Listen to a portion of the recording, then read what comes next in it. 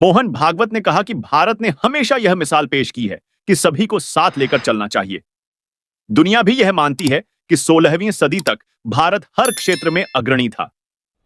RSS प्रमुख मोहन भागवत ने शुक्रवार 15 नवंबर 2024 को गुरुग्राम में आयोजित विकसित भारत की दिशा सम्मेलन में अपने विचार रखे। उन्होंने इस दौरान विकास और पर्यावरण की रक्षा को लेकर चर्चा की है। भागवत ने कहा, विकास करें या पर्यावरण की रक्षा करें, दोनों में से एक चुनना है, लेकिन हमें दोनों को साथ लेकर चलना पड़ेगा।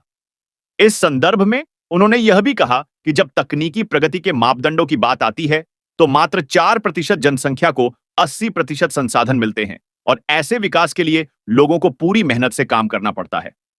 नतीजे न मिलने पर निराशा होती है और ऐसी स्थिति में कभी कभी कठोर कदम उठाने पड़ते हैं और अपने ही लोगों पर डंडा चलाना पड़ता है, जो आज की स्थिति में साफ तौर से देखा जा रहा है। भागवत ने आगे कहा कि दुनिया भी यह मानती है कि 16वीं सदी तक भारत हर क्षेत्र में अग्रणी था। उन्होंने कहा, हमने कई महत्वपूर्ण खोजें की थीं, लेकिन उसके बाद हम रुक गए और हमारे पतन की शुरुआत हो गई। हालांकि उन्होंने यह भी कहा कि भारत ने हमेशा यह मिसाल पेश किया है कि सभी को साथ लेकर चलना चाहिए। आरएसएस चीफ के मुताबिक व्यक्तिगत विकास में मन और बुद्धि का भी विकास होना चाहिए।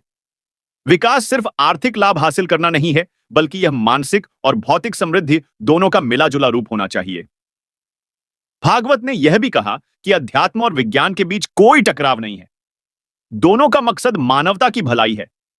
उनके मुताबिक यदि किसी को मोक्ष हासिल करना है तो उसे अपने सांसारिक कर्मों को छोड़ना पड़ता है। उन्होंने कहा, अर्थ पैसा कमाना है तो भागते रहो, बच्चों को अच्छे से रखना है, सुबह जाकर शाम को लौटना है, लेकिन इसके लिए कुछ ना कुछ त्याग भी करना पड़ता है।